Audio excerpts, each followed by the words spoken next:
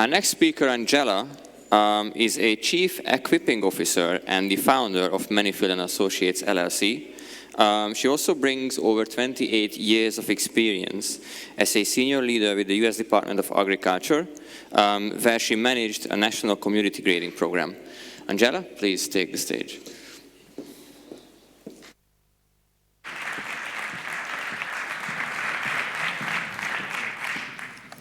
Well, good afternoon, everyone. As mentioned, my name is Angela Hooper-Menifield, and I am Chief Equipping Officer of Menifield and Associates, LLC. And today I'm honored to have the opportunity to talk to you about what I think is the most exciting topic you will hear at this conference: documentation. That reaction tells me exactly what I already know. Documentation is one of those things that managers, leaders, and supervisors hate, don't want to do, and aren't interested in learning about. But today, my hope is that I will give it a different spin so that when you leave here, you will feel about it the way I do.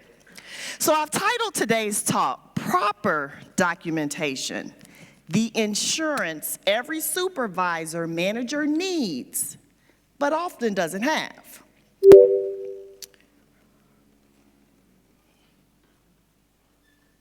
Wrong way.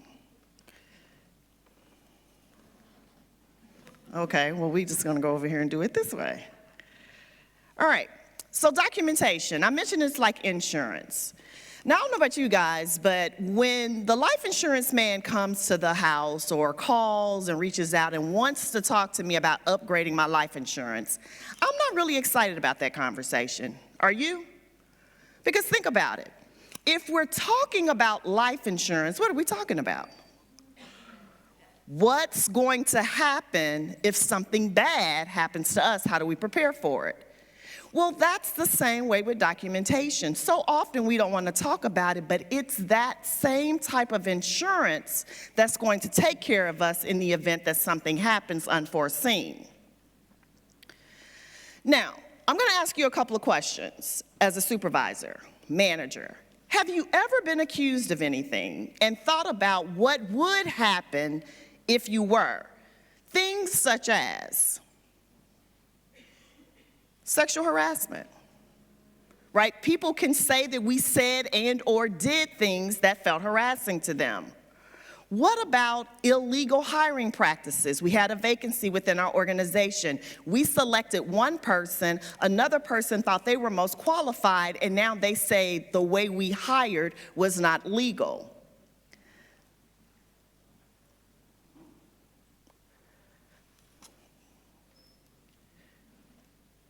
Technology is not being my friend today. Okay.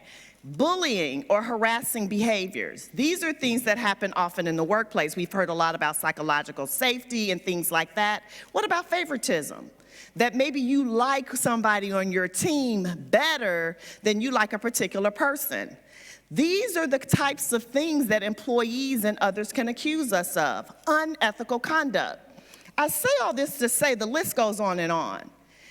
In typical allegation situations, it's not so much that you were right or wrong, but what can you prove? Hence, documentation is one of those things that we have to consider. Now, there's some positive reasons why we want to talk about documentation. Anybody got someone on their team that they believe is a rising star? We sometimes call them blue chippers. They are just amazing. Anybody got anybody like that on their team? Have you ever wanted to promote that person and then found yourself unable to justify to the higher ups why that person required a promotion? Because you didn't have their strengths and their accomplishments documented. What about awards or rewards? Do your companies offer those? Do they sometimes say we're giving out awards and we want you to write a justification why a person on your team deserves that? Another example, an ideal or suggestion. So often we have great ideas, things that can make improvements within our organizations. And then when we leverage that or we report it to our supervisors, we don't get the buy-in we want for the very same reason. So here's what I want you to think about. Each and every one of you, because you are leaders, and again, leadership is nothing but influence, and your managers, you should love documentation. Documentation should be your best friend. So earlier I made the comment about life insurance. So just to take it a little further, back in March, I actually did get the call to up my life insurance. Typically, life insurance is upped in those 5-year increments, right? 40, 45, 50, 55. The premiums go up. Well, what my insurance company knew was in April, I was going to turn 55. So they reached out the month before to say, hey, you may want to increase your protection. Again, this was a conversation I didn't want to have, but I knew that I needed to have, because what was going to happen at 55 again was increased premiums.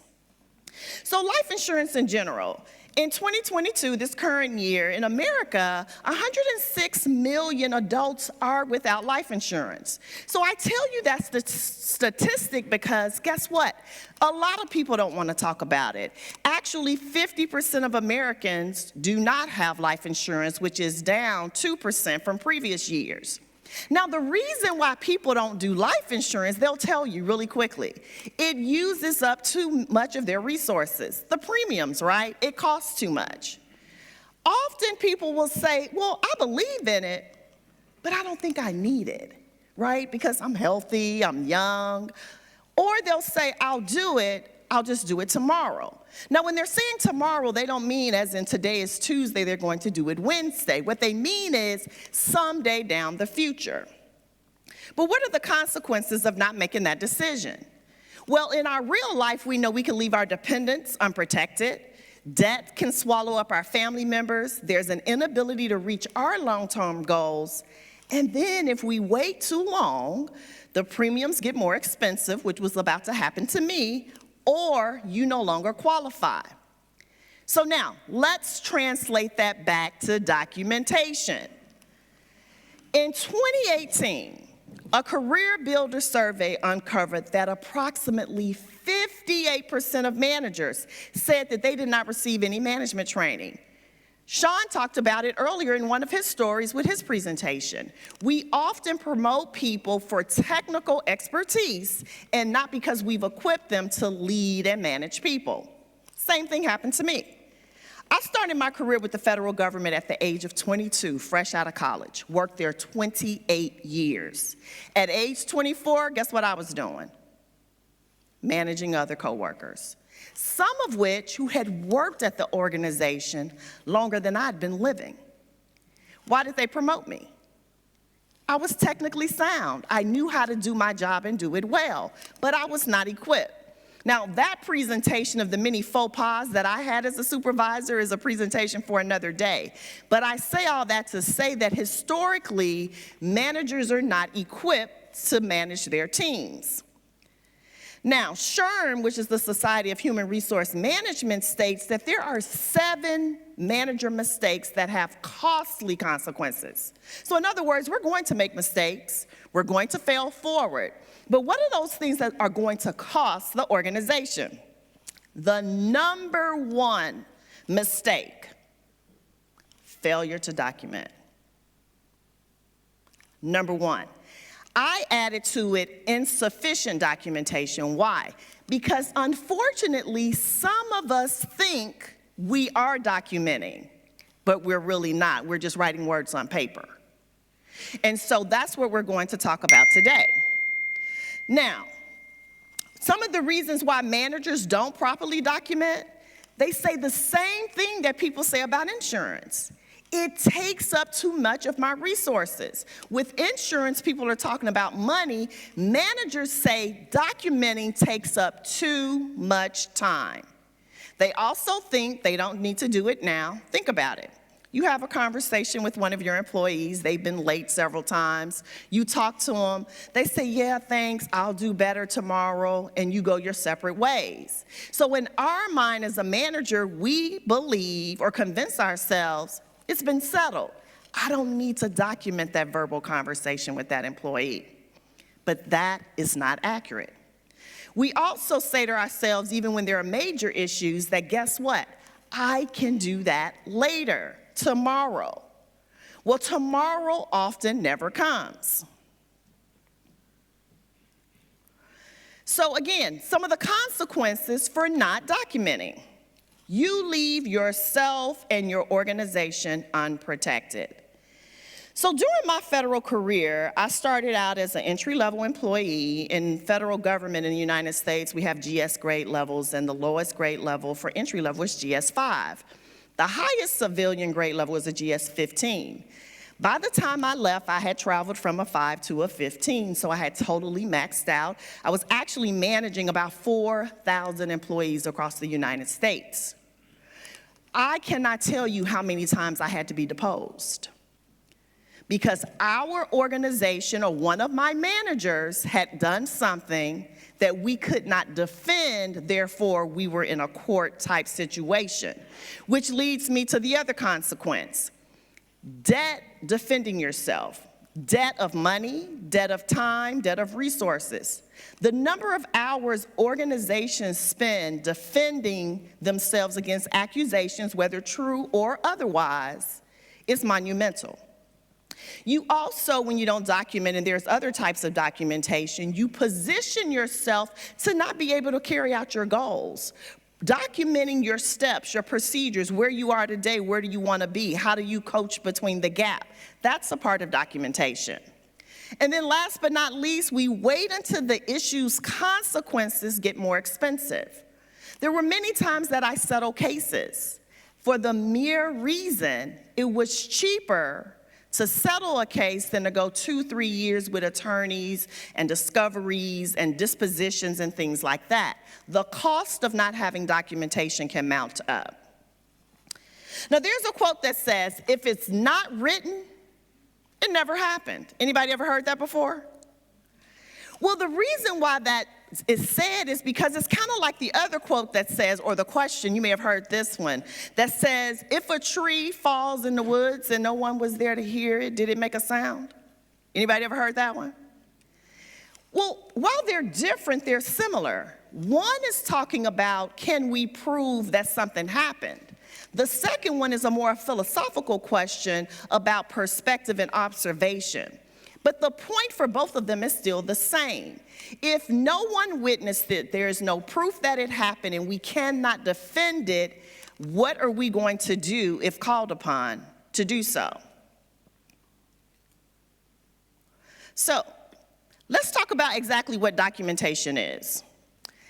Documentation is material that provides official information or evidence or serves as a record.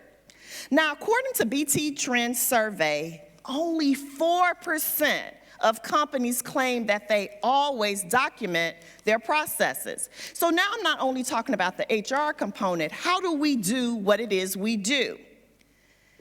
I remember a season that one of my administrative personnel employees was out of the office and it happened to be time and attendance day. Nobody knew how to do them.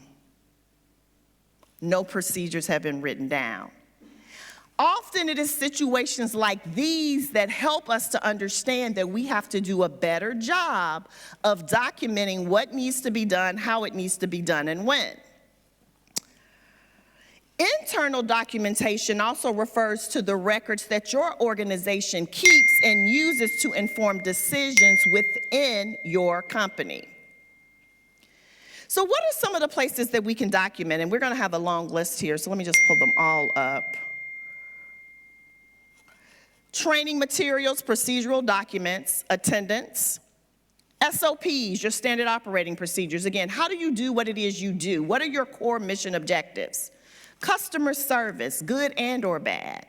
And what I mean by that is we all have an obligation to our customers to give them quality service. Often they will call us and tell us when we do not. Are we documenting those conversations? Why? Because if you have an employee that's given exceptional service, then what do you need to do? Document that. So when performance appraisal time comes around, you have evidence of a behavior that modeled what it is you said you wanted to do and or be. On the flip side, if there was a complaint, now you have something that you can coach them up on. Managers are often guilty of saying things like, employees have bad attitudes. Have you ever heard that before? Does anybody even know what that means? Anybody? Because it means something different to each of us. Therefore, having some valid documentation about what it is that was experienced to be the attitude can help you as a manager. What about employee conversations? Again, we mentioned attendance. Maybe it is dress code, but are we documenting those things? Meetings with clients, vendors, staff, to-do lists, performance, conduct, phone calls, interviews, intake sessions, accidents, feedback, audits, evidence of compliance. The point I'm making here is pretty much everything needs to be documented. So now I know what some of you are already thinking. That's exactly why I don't do it, Angela. I don't have time for all of that. So I want you to do some self-evaluations. On a scale of 1 to 10, how much do you think you actually document as a manager or leader? Okay, I see a 9. Is that a 9 or a 10? All right, I see some 2s, okay. Think about now, though, what are the things that you document? Because as good as we might be with some of the things that we're documenting, I bet there's some other areas we could improve. But the bigger question I have for you, and I think this is the one that's going to change your perception, what keeps you from doing it? Because what we know about mindset is what?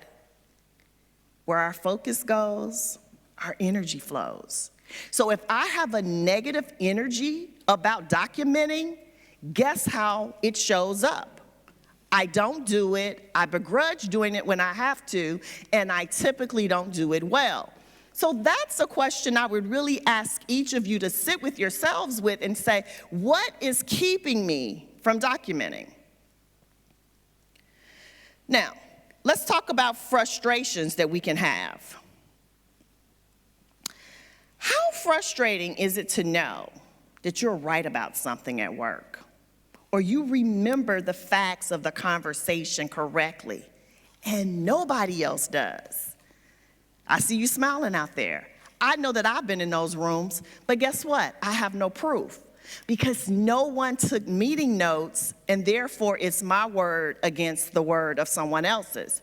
And if the other person has more influence, I'm probably not going to win out. Is it even more frustrating to come to an agreement but can't prove it? So again, many of the conversations we have with our employees, we agree that these are our next steps, maybe to prevent from putting someone on a performance improvement plan or behaviors that we're expecting. And then later on, we come back to talk about it and they say something like, yeah, I don't remember it that way. Have you ever gotten in trouble for doing what you thought was the right thing and then being told that you did the wrong thing? That's not what I told you. I know I have. Have you ever wished you remembered who was in the room, maybe what the next steps are and who was responsible for what? So in other words, again, the list goes on and on about the things that need to be documented. So there's a cost to documentation and a cost to not doing it. And today's training is also what I hope, a presentation that will give you some tools to do better with it, address again your feelings about it, and then answer your questions and get you started in the right direction before I finish. So, we're gonna learn some things. Hopefully you'll practice them and then you'll move forward. So where can we document things? Well, there are notebooks. Many of us use journals. Every smartphone in today's society has a notes section. Yeah, I see you, right? Every smartphone has a notes section. That's a place. What about email? Sticky notes. I've seen people take notes on a napkin. Whiteboards. You can take a photo of something. Recording, of course, with permission. Project management systems, and again, the list goes on and on. In other words, society, technology has made it really easy for us to document and do so better. Now, one of the things that I prefer to use for everyday notes, and this is just a tip from me, is journals. One of the reasons why is because when you journal and actually write something, it is flowing through you and you remember it better than you do when you type it. But a question people often ask me about documentation is, do you put everything in the same notebook? Well, the answer to that question would be a resounding no. But now, what are some good documentation practices? Some of you may see that this is important now and you want to get started.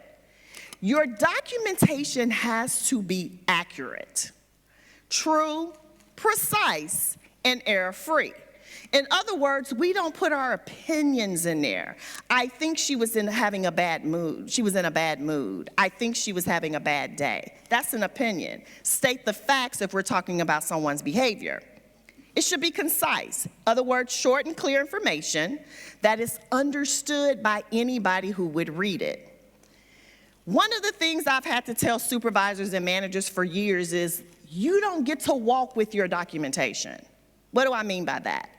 In the event you have to turn it over, you don't get to go in the room with the piece of paper and say, well, no, when I wrote this, I meant that. That's why it needs to be accurate and clear. It should also be concise and legible. Sometimes we do write it longhand. Traceable, as in who recorded it, where, when, and how, so typically that's dated and signed. Contemporaneous, as in when it happened. Now, this is something that comes up often, too, because sometimes we don't think to document it until something else comes along. It should be enduring, as in long-lasting and durable, and then accessible. Studies tell us that employees spend anywhere from 2 to 4 hours a week looking for documents. So again, if we have a good documentation system, we can also be more productive. So, questions you need to ask yourself as well about documentation. Who else will see it? Some documentation will be just for you initially, but guess what? Some you may have to let other people see. Does it have to be perfect? No. I want to encourage everybody to get started doing it more and trying to do it better. What if you only remember portions of a discussion? Then document the part that you remember and say it, right? So if I'm writing a documentation about today's conference, maybe I don't remember the order of all the speakers, but I can say I remember in the morning it was this person and that person, and this is what they discussed. Can I edit it later? Yes, but don't go and erase, literally make an addendum to it. Is it binding legally? Perhaps. What else do you need to know? Well, there's a couple of other things that I do want to point out because I don't want to be negligent about documentation. But the first thing I want to do is give you a scenario of a place where it might be beneficial. Let's just say you interview someone or you perform an intake session. Post the session, there's an allegation made regarding something that it was said that you stated. How would you prove or verify the accuracy of the information relayed? Again, if maybe you documented the questions you asked, you would have a list. Even though it's still your word against the other person's, having documentation goes a whole lot further than not having it. But you have to always think as a manager, whether we want to or not, how will we refute an allegation if one comes up? See, in the earlier example when we talked about insurance, the truth of the matter is, if I don't take out that policy, I won't be here to know the consequences of that situation, right? But with documentation faux pas, many of us are still with our organizations when they happen. And I have seen managers and supervisors lose their job because they failed to properly document something that the organization considered crucial. So, other reasons why you need documentation, many of us have KPIs, key performance indicators. You maybe have to give reports to boards, you have regulations, internal policies. How do you verify that you completed them? So, there's a proverb that says, again, if you have not documented an activity, you haven't done it. So, again, document. And we're stuck. All right. So, This is an example, and you may not be able to see it too good, but this is just handwritten meeting notes. Sometimes people feel like the reason why they can't document is because it's too time consumptive, or they have to write verbatim what everybody said. No, that's not documentation. That's more like being a stenographer. When you're documenting, you're taking the high-level thoughts. Who was in the room, date of the meeting, who was on the call if somebody was virtual, were there any takeaways, deliverables, things that would be done by. This is actually one of mine, and one of the things, if you'll notice, is that when I had attendees, I have names there, and then the name of Chris, I had in parentheses phone, because I wanted the record to show that all of us were in the room together. Chris was on the phone. This may be a fact that comes up later, I don't know, but that is me being accurate. So again, who's accountable for doing what, and what are the action items? Typically, what most HR professionals will tell you post-meeting, especially with employees or when there are action items, to follow up with an email to ensure an accurate understanding. We can talk about reflective listening, having people repeat those things, but following up with a written email is a great way to do it. And again, this is an example of me doing that. Per our meeting today, this is what we're going to do. Action items. Chris, please confirm the messages for the people who didn't pay. Succinct, to the point. The two of them together for an hour meeting probably took me 5 minutes. But now we have a paper trail. We can document and verify that everyone did what they were supposed to do. So what's the quick feedback from those quick examples? Well, one is that it's really not hard. I know you don't like it. You feel that it's frustrating, but documenting is not hard. It's kind of like eating our vegetables. Sometimes we just got to do it because we want to be healthy. If you want to be a healthy manager, you want to have a healthy organization, you got to eat your vegetables, and that includes documenting. It doesn't take that long, but if you create a habit of doing it, it'll be something that you'll do, and you'll do it well, and you'll find that it actually comes natural to you. It will save you time in the long run. One of my favorite sayings is, you either pay me now or you pay me later, but you're gonna pay. So you have a choice. Would you like to be proactive and write the things down that need to be written? Or would you rather sit there for 30 minutes trying to remember what it was you should have written down to start with? And then last but not least, it protects you and your organization. Now, for me as a federal employee, when I first got hired, one of the things that was custom is if I were to ever have been accused of something, the government would have defended me in court. But I think by year 18 in my federal service, the laws changed. The government made it really clear because managers were making so many mistakes. We don't owe you the obligation to defend you in court. You may have to go get your own lawyer. Now, I don't know what the case is for many of you, but the point still is you want to protect yourself. And even if you're innocent of some things, there is time and money involved in proving that.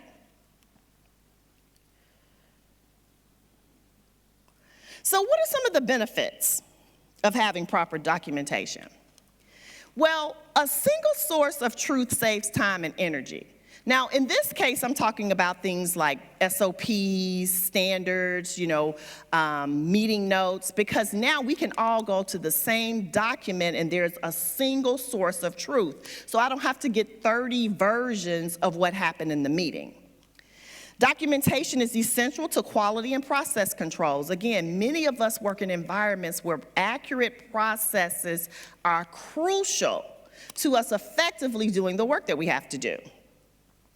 It cuts down on duplicative work, because again, if people are having to remanufacture things, this is time consumptive. It makes hiring and onboarding so much easier. Often I hear from employees that are new to organizations that onboarding processes are terrible. One person gets one version of the onboarding and the escorting through the building. Another person gets another version. But if it was a documented process, they do this step first. I mean, Sean gave us a perfect example, right? Had Sean been documenting and following his processes, Phil would have known to change his password. So, these are real, true incidents. Your decisions and your actions are better equipped also to withstand outside scrutiny. Other people may have to have some say as to whether or not you properly did what you should have done. So, getting started. What I would suggest, if you really don't have a habit of documenting yet, that some of you began to do, is start small. We don't go from 0 to 100 in anything in one day. Now, me personally, I've been documenting now for probably over 20 years. I have situations where we had legal cases, and I could go back to journals 5 years previously and go and find the exact note in order to protect the organization. I jokingly call myself the documentation queen. That may not be you, but you can start small. Something as simple as document calls, meetings that you attended in your, maybe a journal or planner. Take notes after meetings, in the comments part, even in your calendar. And if you were to start doing that, let's just say now, a couple of days, it'll be the first of the month. By the end of the year, you may have already created a new routine that's going to be instrumental in saving both you and your organization some headache in the future. There's a quote that says it takes 21 days to start a new habit, so by the end of the year, you will have had more than that. Now, there are a couple of things that I feel that I must mention that are faux pas, that don't go into general documentation, which is anything medical, right? So if there's medical notes or someone tells you anything about a medical situation, that wouldn't go there because that's privacy.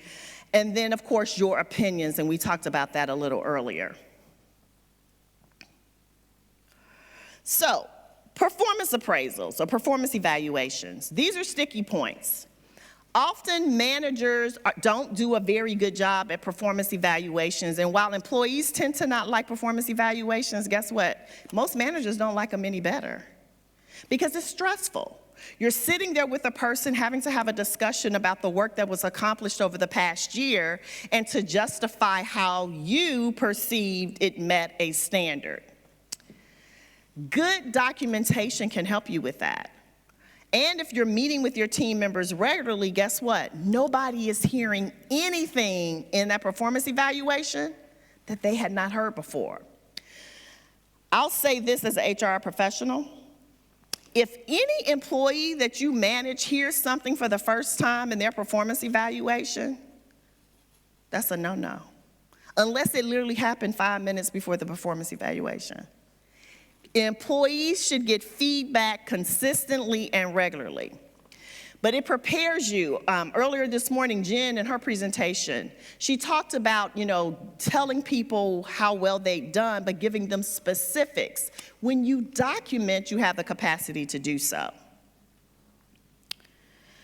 Some organizations, of course, have warnings, whether that's oral warnings, written warnings, but even oral warnings should be documented. Because when you come to the written warning, how do you say, well, now we're at the written level if the person has no awareness or does not acknowledge an oral warning happened? And again, documents should have dates and times, and if there is a grievance or a disagreement later, it can protect you. Often in performance evaluation systems, employees are given an opportunity to rate themselves, and supervisors can put notes. Again, this is a perfect place to monitor your documentation. So some things I used to try to do is at the end of every week, just sit down, maybe the last 30 minutes, and kind of capture some highlights. Like, what were some things that I observed, good, bad, or indifferent? Because later, I'm not going to remember that. If your performance evaluation period is 12 months long, do you really remember what someone did in January? Many managers suffer from recency bias. They remember the most recent activity, good, bad, or indifferent, and not a whole totality of an employee's year. We talked about earlier, I heard some speakers that employees don't quit jobs, they quit managers or bosses. These are the types of things that disengage employees and cause them frustration because they don't feel they had an accurate assessment. So, keep a notebook. Plan and schedule time for your evaluations. Again, this is a judgment-free zone, so perfection is not required.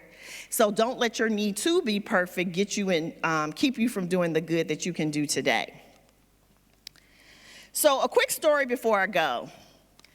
The first time I ever had to, release an employee, terminate, I like to say promote them outside the organization. It was because they had some behavior that was non-compliant. I used to manage testing labs. And in the labs, we had very strict procedures, temperature controls, humidity controls, sampling procedures, how much you had to weigh. This affected the farmers in our region and how much they were able to sell their commodities for. So our work was very instrumental in the marketing of agricultural products. One of our core rules was you have to pull an original sample from every product. One of the supervisors said she saw an employee reuse the same sample for multiple individuals' commodity. In other words, they didn't pull an original sample. So, if it was, for instance, cows, and you're sampling the beef, you need to sample each, cow. So this employee just took one reading and assigned it to them all. That's a faux pas, that's a fireable offense. So the person was terminated. They appealed it. We go to hearing. The first question the administrative law judge wants to know is, number one, where was it written in your policies that if an employee did that, they would lose their job? Well, you know what we said? Well, we told them in the all-employee meeting. My earlier quote, if it's not written, did it really happen? We couldn't prove it. So guess what happened? You already know, right? I had to hire the person back. A person who I knew was violating our standards, a person who was compromising our data quality, was also compromising the agricultural marketing of resources to other countries within the United States, because we failed to put in writing something that we had said was a deal breaker. But that was the time that I realized, moving forward, every rule, every policy, and especially things that we say are deal breakers, employees have to see in writing. So as I leave you, I bring you back full circle to documentation is like insurance, right? Many of us don't want to have the discussion. We don't want to talk about it. But at the end of the day, when we need it, we're so glad we had it. Thank you very much, and I appreciate your time.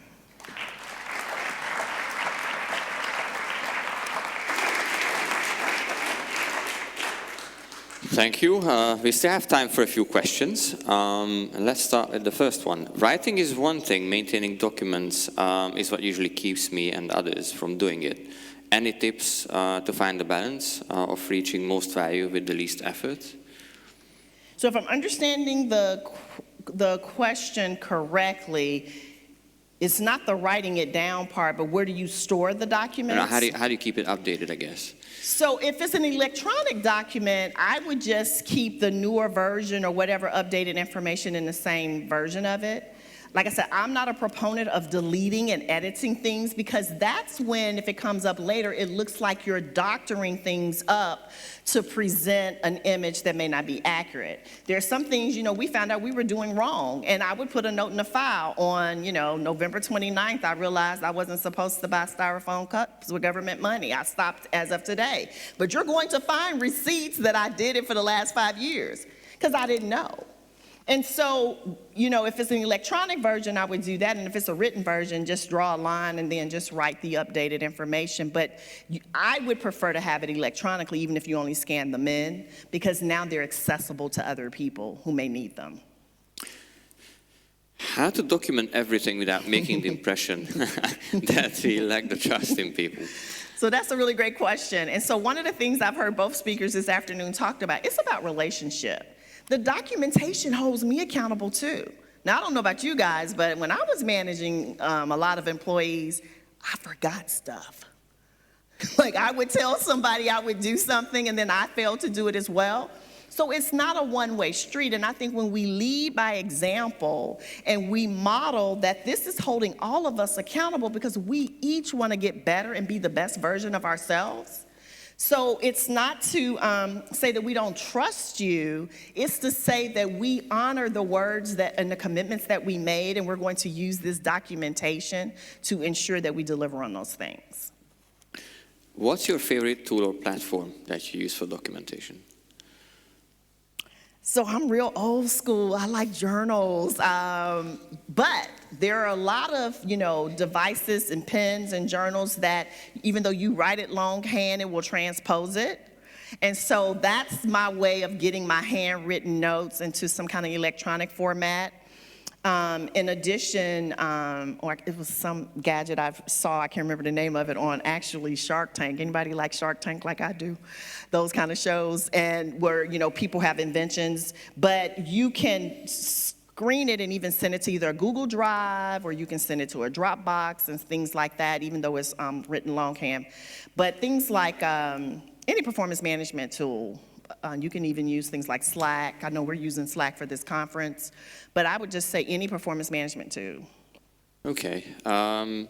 In your experience, in my experience, documentation can easily put pressure on the team, especially if they feel this is useless. How can I sensitize them to the importance of this? Well, I would have the discussion, like what parts are useless? Maybe we are documenting some things that we don't need to. What's the main part? And then focus on that, which is why, too, when we talk about what is the standards and what are we looking for with documentation that is clear, concise, and is accurate. So that could actually be true, but I would just say have that discussion. And if it is something that needs to be documented, but the team doesn't see it, then perhaps that's a great opportunity for you as the manager to share why this matters. Thank you. Any best practices to receive official consent from other participants on the notes you created and distributed? They might remain silent, but that doesn't help later. So if it's a meeting, if it's a group meeting and I'm the note taker or I'm documenting what transpired, I actually send the notes to everyone. General practice is if I send you something and say this is, the meeting documentation is best as I remember it, and you don't respond back and say, no, there was some things that I don't agree with, or at our next meeting we don't have that discussion.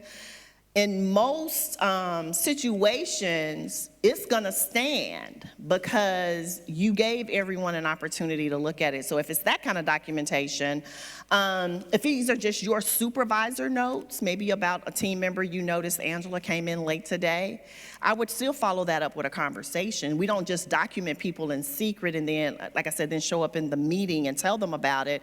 If you observe that I'm constantly late, within a couple of days, we should be sitting down and talking about it, and you just use those notes as your prompt to have that conversation. What would you document from this talk as a speaker?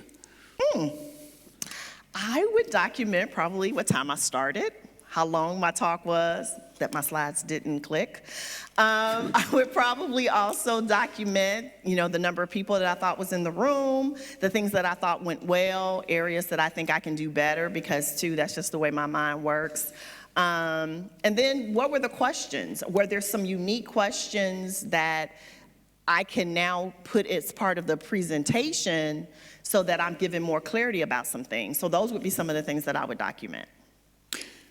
Any best practices for managers sitting in meetings for 4-6 hours a day with other work items and meeting preparation to do as well for 8 hours a day?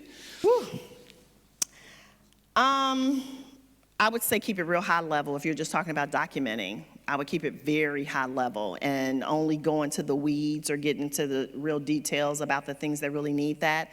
The other thing that you might want to do is use some of the platforms that'll record and transcribe, and then use that as a mechanism to take out the bigger components of the discussion. What have you documented today? Well, I documented a lot of Sean's talk because that was probably one of my assignments because we're here together as peers. I've also documented some training dates for things that I have to do when I get back to the United States, and then I've also documented that I couldn't check in at the airline. And maybe one more. If a manager does not document, can I take the lead and send the transcripts following meetings where we agreed on action items? Yes, I think that's amazing. And Sean talked about this too in his talk, right? We have to coach up sometimes. Often, going back to that quote from Sherm, that 58% of managers, don't always have all the skills, and documentation is really the number one as far as a costly mistake.